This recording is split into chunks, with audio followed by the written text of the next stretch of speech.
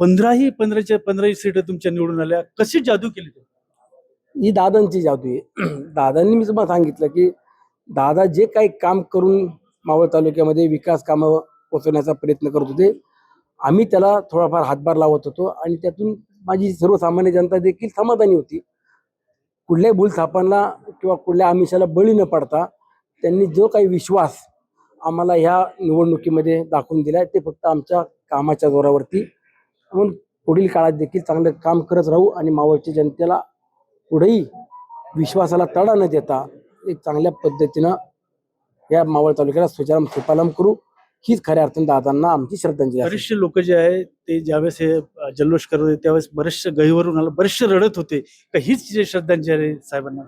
नक्की ते बघा, शेवटी आज दादांचं असणं आणि दादांचं आज नसणं म्हणजे शेवटी एक आधार असतो प्रत्येकाचा आणि अभिमान असतो. आज आमचा नेता नाहीये त्याचं आम्हाला दुःख आहे, परंतु ठीक आहे, दादांच्या जरी आज प्रत्यक्षात नसले तरी कुठून ना कुठून आम्हाला नक्कीच आशीर्वाद आहेत आणि आज सुनित्रा वहिनींच्या नेतृत्वात आम्ही सर्वजण पुढे चाललोय.